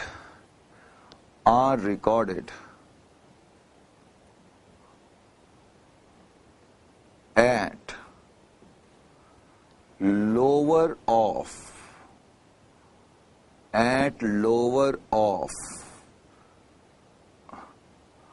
cost. Cost का मतलब पता है ना आपको? एट कॉस्ट और मार्केट वैल्यू, मार्केट वैल्यू। इस लाइन का भी क्या मतलब निकला? इस लाइन का मतलब ये निकला सपोज मैंने किसी कंपनी के शेयर खरीदे इस तारीख को, चलो मैं इसको थोड़ा ऐसे बता देता हूं, ध्यान से सुने, पहली बारी में ही समझने की कोशिश भी करनी है।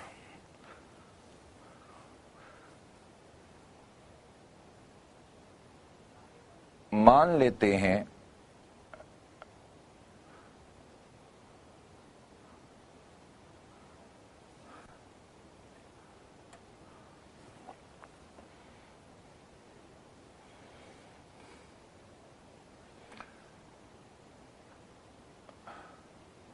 मिस्टर इन्वेस्टर नाम के एक आदमी ने, मिस्टर इन्वेस्टर ने कहीं इन्वेस्टमेंट करी, और ये जो अकाउंटिंग ईयर है, मान लेते हैं अकाउंटिंग ईयर की स्टार्टिंग 1/4/2017 से हो रही है, और अकाउंटिंग ईयर बेटे खत्म हो रहा है 31/3/2018 को। मिस्टर इन्वेस्टर ने किसी कंपनी के शेयर खरीदे, परचेज करे, सब्सक्राइब नहीं, परचेज करे, इसका मतलब कैपिटल मार्केट से खरीदे, इसका मतलब है सेकेंडरी मार्केट से खरीदे। मान लेते हैं कि इसने जो शेयर्स खरीदे वो इस तारीख को खरीदे। कौन सी तारीख को खरीदे?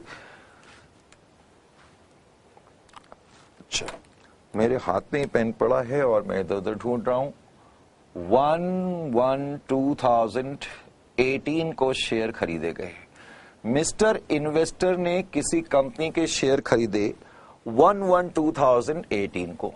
मान लेते हैं कि मिस्टर इन्वेस्टर ने 10,000 शेयर परचेज करे, 10,000 shares of ₹10 each of XYZ limited purchase करे हैं, और इसने जो शेयर परचेज करे हैं एट द रेट ऑफ 15 के हिसाब से कब करे हैं, करेक्ट, और इस तारीख को परचेज करे हैं, ये बात भूलनी नहीं है।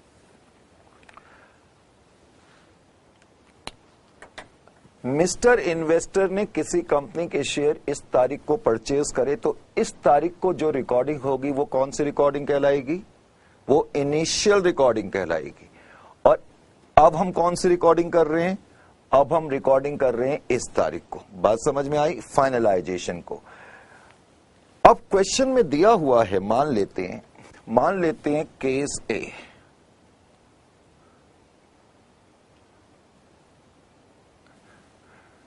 केस ए में मैंने लिखा ऑन 31/3/2018 मार्केट वैल्यू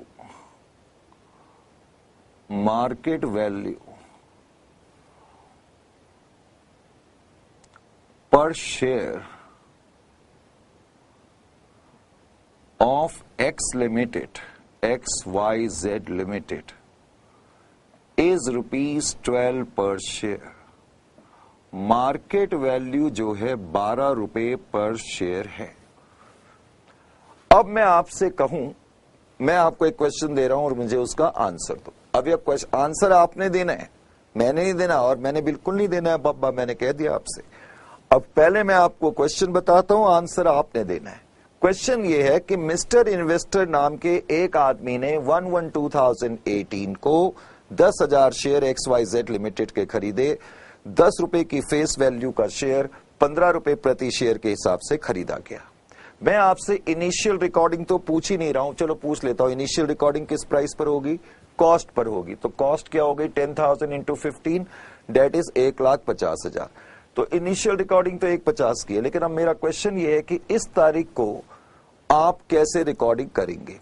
पहले तो इस तारीख को ये बताओ कि ये जो इन्वेस्टमेंट है जो कि इस तारीख को करी गई है, तो इस तारीख तक तो कितना टाइम हुआ है? 12 महीने से कम हुए हैं या ज्यादा हो गए हैं? 12 महीने से कम हुए हैं।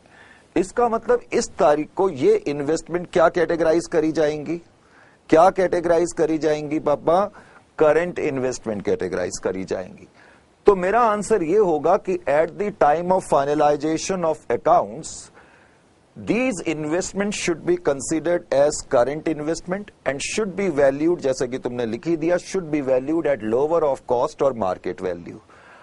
अब मार्केट वैल्यू 12 रुपए के हिसाब से है, तो अब आप अपनी बुक्स में 12 रुपए के हिसाब से इन्वेस्टमेंट को दिखाएंगे और जो आपको लॉस हो गया वैल्यूएशन में उसको भी अपनी स्टेटमेंट ऑफ पीएनएल में दिखाएंगे. बात समझ में आई या नहीं आई? आइए जी. तो सपोज मुझे इस केस का आंसर लिखना है, तो मेरा आंसर बेटे क्या हो जाएगा? इस केस का, केस ए का आंसर पता है क्या हो जाएगा? मैं लिखूंगा पहले तो on 31st of 3 2018 comma investments should be categorized as current investments should be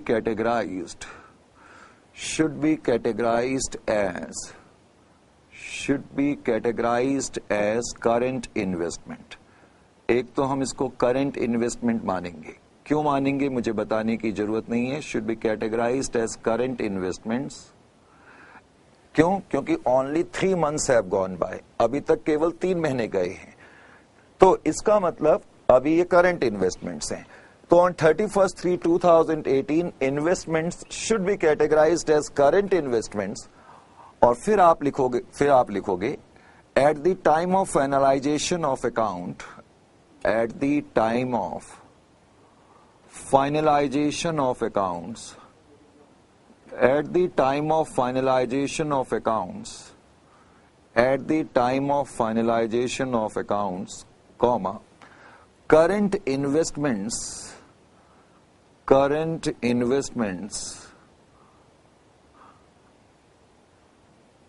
are recorded in the books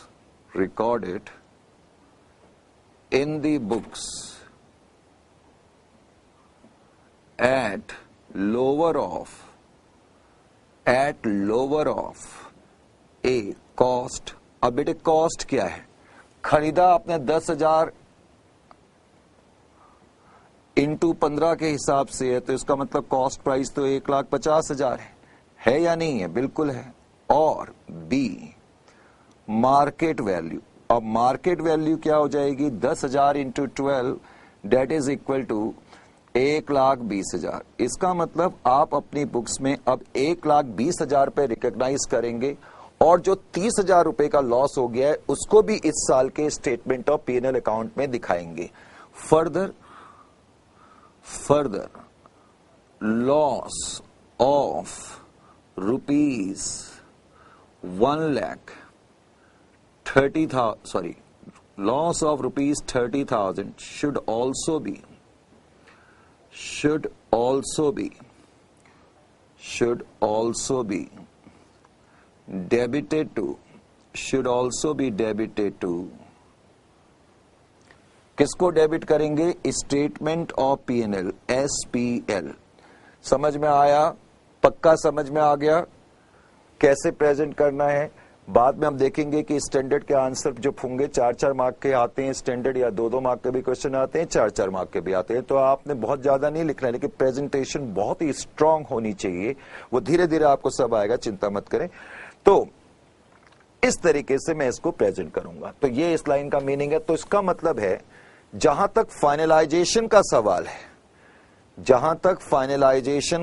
है, जब हम अकाउंट्स की फाइनलाइजेशन करते हैं, करेक्ट, जब हम अकाउंट्स की फाइनलाइजेशन करते हैं तो करंट इन्वेस्टमेंट को कॉस्ट प्राइस और मार्केट वैल्यू पर रिफ्लेक्ट करा जाता है. लेकिन ये कोई तुमने देखा बहुत तंग करने वाला पॉइंट नहीं है. आइए जी, अब थोड़ा सा हम लॉन्ग टर्म इन्वेस्टमेंट के बारे में भी आगे बढ़ जाते हैं. बढ़ जाएं? हाँ सर, आगे चल पड़ो. चलो, अब तुमने कह दिया तो मैं तभी आगे जा रहा हूं, नहीं तो मेरा इरादा नहीं था. अब तुम मेरे को रोकोगे, मैं तभी रुकूंगा, नहीं तो मैं आज चलता ही चला जाऊंगा. ठीक है, इसलिए टाइम पर मेरे को रोक भी देना. करंट इन्वेस्टमेंट के बाद अब हम आते हैं नॉन करंट इन्वेस्टमेंट. लो जी, नॉन करंट इन्वेस्टमेंट. नोट तो नहीं करना है? ये नोट कर लिया है? ये नोट कर रहे हो ना साथ साथ? ऐसा तो नहीं कि स्क्रीन को देख करके मोबाइल से फोटो ले रहे हो तुम लोग. ये लिखा करो. आजकल बच्चों में ये आदत भी होने लग गई है, लिखने की आदत कम हो गई है.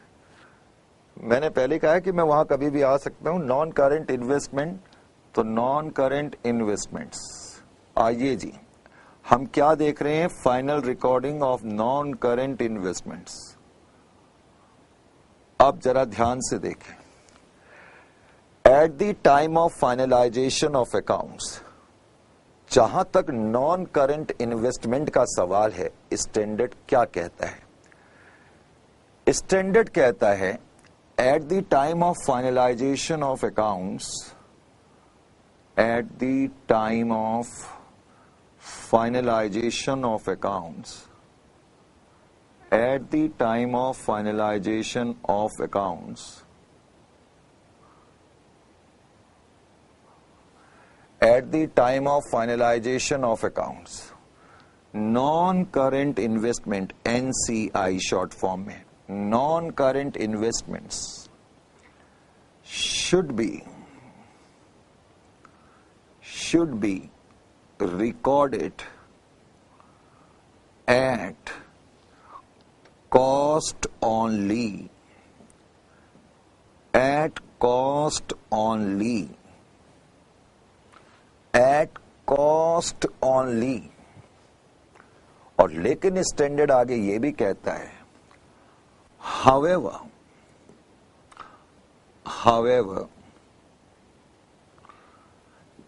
if decline is of permanent nature, if decline is of permanent nature, if decline is of permanent nature, if decline is of permanent nature, then non-current investments, comma, at the time of finalization of accounts, हालांकि ये बार बार अब लिखने की जरूरत नहीं है, तो sentence है कि however if decline is of permanent nature, then non-current investments at the time of finalization of accounts should be recorded at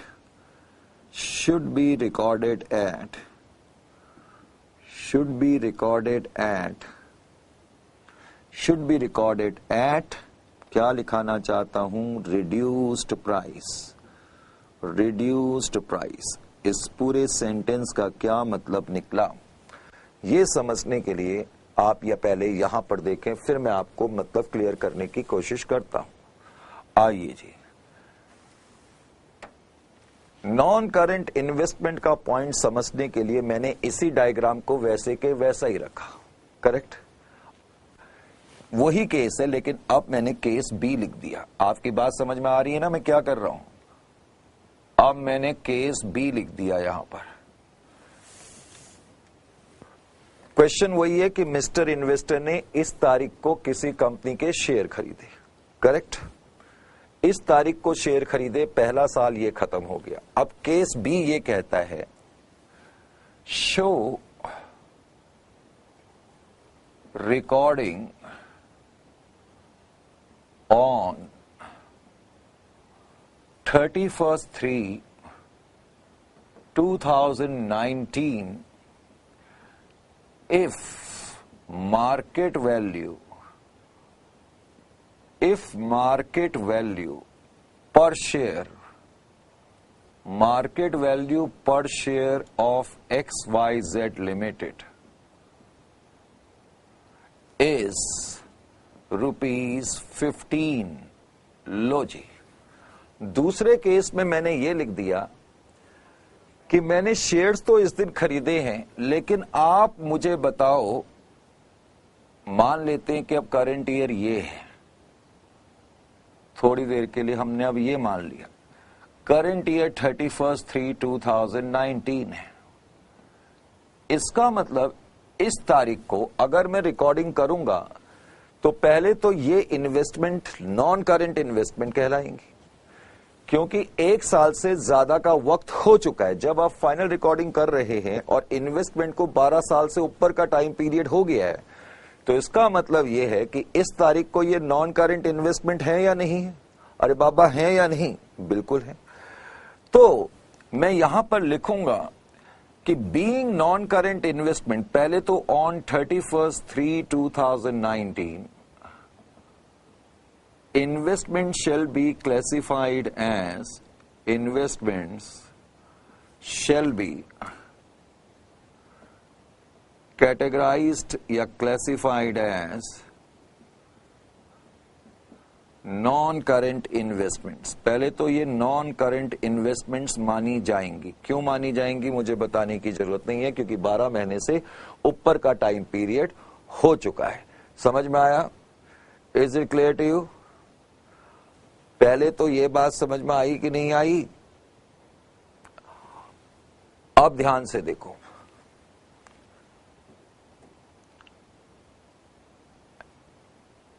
in case of,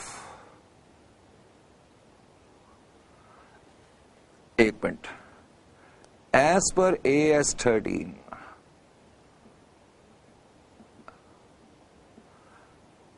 non current investments are recorded at cost only। अब non current investment को मैं cost price पर ही दिखाऊंगा।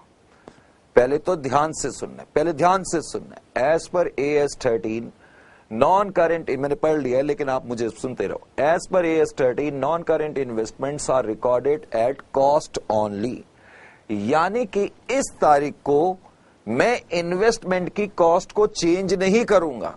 यानी कि मैं investment को किस वैल्यू पर दिखाऊंगा, यानी कि जब मैं बैलेंस शीट बनाऊं, तुम्हें बनानी नहीं होती एग्जामिनेशन में, तुमने ये लिख दिया काफी है, मैं सिर्फ बताने के लिए बता रहा हूं।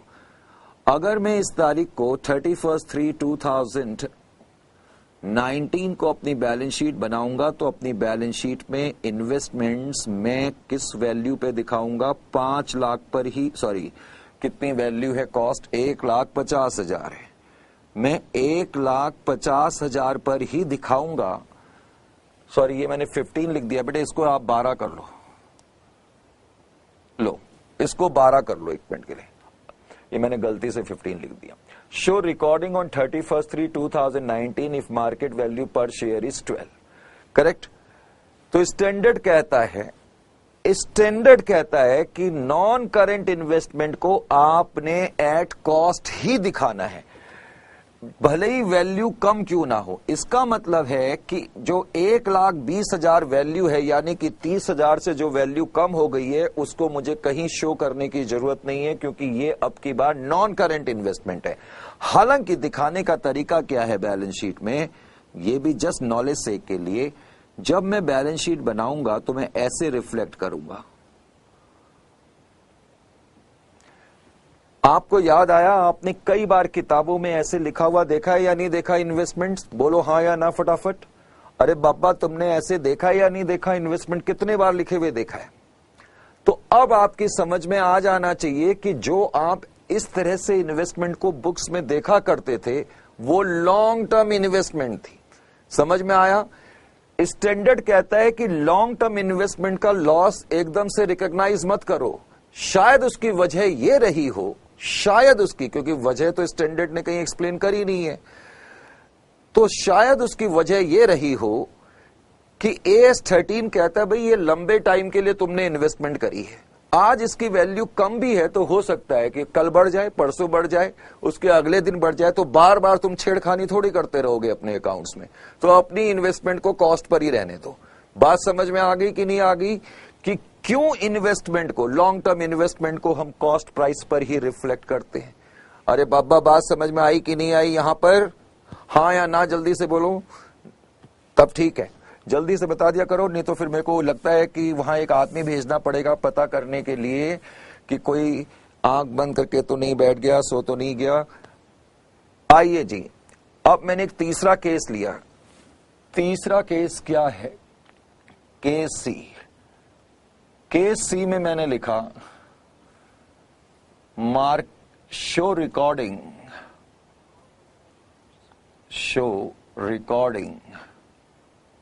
on 31/3/2019 if market value of investments, if market value of investments is rupees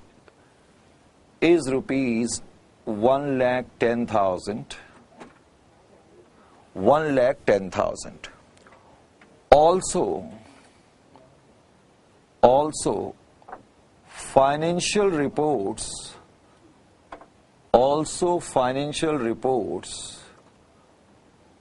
of XYZ Limited reveals that company has lost out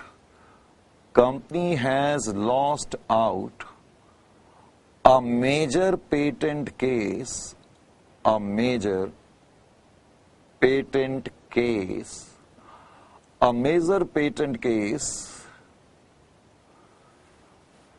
show recordings on 31st/3/2019.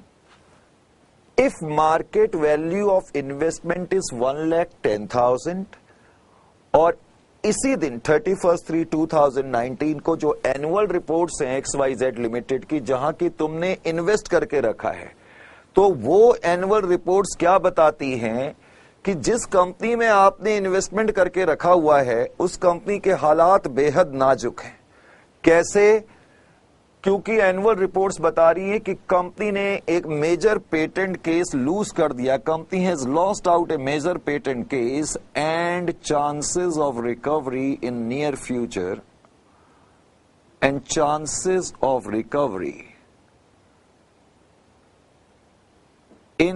Future in near future are very less, are very slim. Slim का मतलब यहां कम से ही है। अब मैंने तीसरे case में क्या बताया, ध्यान से सुने। तीसरे केस में भी मैंने तारीख जो रखी है 31/3/2019 की रखी है। सपोज आप 31/3/2019 को रिकॉर्डिंग कर रहे हैं, तो पहले तो इन्वेस्टमेंट लॉन्ग टर्म क्लासिफाई होंगी, इसमें किसी तरह का डाउट नहीं है। लॉन्ग टर्म इन्वेस्टमेंट को हम हमेशा कॉस्ट प्राइस पे दिखाते हैं, इसमें भी कोई डाउट नहीं है। लेकिन मैंने यहां लिखा हुआ था, जब मैं ये रूल लिखा रहा था, तो मैंने यहां नॉन करेंट इन्वेस्टमेंट के बारे में लिखा हुआ है। थोड़ा भैया, हाँ इधर की तरफ करो, ऊपर भी करो, थोड़ा सा इस वाले हिस्से को, और बस। तो मैंने ये लिखाया था कि नॉन करेंट इन्वेस्टमेंट को फाइनलाइजेशन के वक्त जब हम रिकॉर्ड करते हैं तो हम कॉस्ट प्राइस पर ही दिखाते हैं। लेकिन अगर डिक्लाइन परमानेंट नेचर की है तो नॉन करेंट इन्वेस्टमेंट को भी रिड्यूस्ड प्राइस पर दिखाया जाएगा, यानी कि शॉर्ट टर्म इन्वेस्टमेंट की तरह उसको ट्रीट करा जाएगा। तो इसका तो मतलब ये निकल गया सर, ये हमें कैसे पता लगेगा कि इन्वेस्टमेंट में जो फॉल है वो टेम्परेरी नेचर का है या परमानेंट नेचर का? तुमने देखा जब मैंने केस 2 लिखा तो मैंने सिर्फ ये लिखा मार्केट वैल्यू 12 की है। मैंने तुम्हें कुछ नहीं बताया कि ये परमानेंट नेचर की फॉल है या ये टेम्परेरी नेचर की फॉल है। यानी कि अगर मैं तुम्हें कुछ ना बताऊं तो हमेशा तुमने टेम्परेरी नेचर की फॉल लेना है। यानी कि ऐसी सिचुएशन में जब क्वेश्चन तुम्हें सिर्फ इतना बताए कि मार्केट वैल्यू इतनी और इतनी है, तो आप हमेशा ये मान करके चलेंगे कि ये टेम्परेरी नेचर का फॉल है, और ऐसी सिचुएशन में नॉन करेंट इन्वेस्टमेंट को आपने कॉस्ट प्राइस पर ही रिफ्लेक्ट करना है, इसमें कोई डाउट नहीं। लेकिन जब क्वेश्चन आपको कोई इशारा दे, क्वेश्चन कोई आपको क्ल्यू दे, कोई सिम्टम दे, कोई एविडेंस दे, कोई चिन्ह दे, क्वेश्चन ने आपको चुपके से एक इशारा दे दिया आपकी बार कि कंपनी के हालात नाजुक हैं क्योंकि कंपनी एक बहुत बड़ा केस हार गई है, इसीलिए इन्वेस्टमेंट की वैल्यू डाउन हो गई है, और बिकॉज कंपनी बहुत बड़ा केस हार गई है तो नियर फ्यूचर में इसका मतलब इस कंपनी के शेयर के प्राइस तो बढ़ेंगे नहीं। तो इसका मतलब ये वाली जो प्राइस फॉल है या इन्वेस्टमेंट की वैल्यू जो फॉल हो रही है, इसको हम परमानेंट नेचर का फॉल मानते हैं। हालांकि मैं पहले ही बता चुका हूं कि परमानेंट नेचर का यह मतलब नहीं है, परमानेंट नेचर का यह मतलब नहीं है कि हमेशा के लिए, इसका मतलब एक लंबे वक्त तक। तो जब एक लंबे वक्त तक इन्वेस्टमेंट की वैल्यू में कोई चेंज होने के चांसेस ना हो, तो ऐसी सिचुएशन में हम कहेंगे कि फॉल परमानेंट नेचर की है, इसलिए इन्वेस्टमेंट को हम रिड्यूस्ड प्राइस पर अब की बार दिखाएंगे। तो इस क्वेश्चन का अगर आप मुझे आंसर लिखने के लिए बोलेंगे, लिखूं या नहीं लिखूं? तुम पहले बोलो, मैं लिखूं या नहीं लिखूं? हाँ, मैंने पहले ही बोला, तो हाँ बोलोगे तो मैं तब लिखूंगा, मैं कोई काम नहीं करूंगा तुम्हारे पूछे बगैर। करूं, लिख दूं, यस दो, यस यस। आइए जी आंसर। तो मैंने अब ये लिखा, as per AS13, as per AS13, comma, at the time of finalization of account, at the time of finalization of accounts,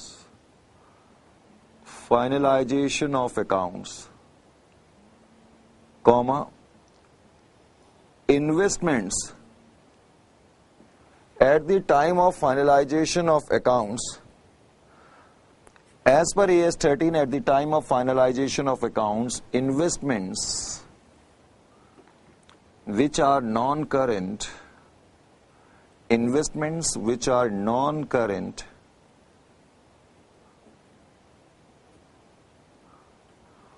are recorded at cost unless decline is of permanent nature. Unless decline is of permanent nature. समझ में आया? यानी कि इस sentence का मतलब जो है, जो भी मैंने इससे पहले नॉन करंट एसेट के बारे में लिखा था, उन सब का निचोड़ है ये। इसके पैराग्राफ के मुताबिक इन्वेस्टमेंट को हम कॉस्ट पे दिखाते हैं, लेकिन अगर डिक्लाइन परमानेंट नेचर का होगा तो तब हम इन्वेस्टमेंट को रिड्यूस्ड वैल्यू पे दिखाएंगे। इन the present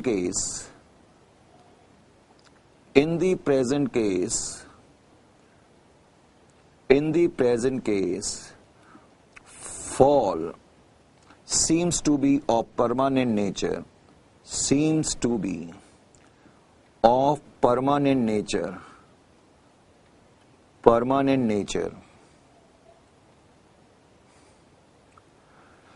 In the present case, fall seems to be of permanent nature, correct?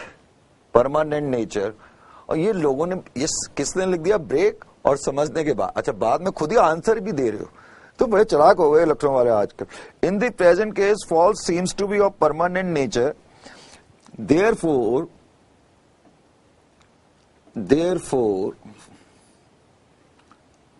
Non current investments, मुझे याद है ब्रेक का, चिंता मत करो, तुम सोच रहे हो मैं भूल गया हूं, मैं बिल्कुल नहीं भूला हूं। In the present case, fall seems to be of permanent nature. Therefore, non-current investment shall be recorded. अगर इसका आंसर दे दिया तो मैं ब्रेक दूंगा, नहीं तो नहीं। Shall be recorded at fill in the blanks. कौन सी वैल्यू पे दिखाएंगे अब की बार इन्वेस्टमेंट को? ये क्वेश्चन था। वो कहता है जो इन्वेस्टमेंट तुमने इस तारीख को खरीदी 31/3/2019 को, उनकी वैल्यू इतनी है।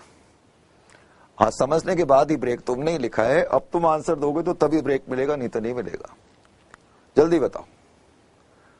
हाँ, रिड्यूस्ड वैल्यू तो ठीक है, वैल्यू कौन सी वाली लिखूं? Recorded at reduced value, that is बिल्कुल ठीक आंसर है। अरे ये नजर आ रहा है, देखना। हाँ आ रहा है, रहने ठीक है। रिड्यूस्ड वैल्यू ऑफ रुपीज कितना था? 1,10,000। एंड ये मैं यहां लिख देता हूं, ये इसी का सेंटेंस का कंटिन्यू है, ठीक है। एंड लॉस ऑफ रुपीज 40,000, क्योंकि 1,50,000 की चीज 1,10,000 पे आ गई। And loss of 40,000 shall also be recognized in SPL कभी कभी ब्रेक बाद में भी हो सकता है, कोई चिंता की बात नहीं है। ठीक है, 4:12 हो गए हैं तुम्हारी घड़ी के मुताबिक, और वैसे तो क्लास का भी टाइम खत्म पर होने को आ गया था। खैर कोई बात नहीं, मैंने कहा था मैं भी एक क्वेश्चन और कराऊंगा। अभी तो इन्वेस्टमेंट तो आज हम इतना ही करेंगे, नेक्स्ट क्लास में इसकी हम आगे की चर्चा करेंगे। अच्छी तरह पढ़ के आना, और मैंने कहा था कि हम एक प्रॉफिट प्रायर टू इनकॉर्पोरेशन का क्वेश्चन करेंगे, तो ब्रेक के बाद फिर हम एक क्वेश्चन करेंगे। लेकिन ब्रेक के बाद पहले मैं आपका जो आपने ये करा पहले उस पर रिलेटेड एक टेस्ट लूंगा। ब्रेक हो रहा है अब।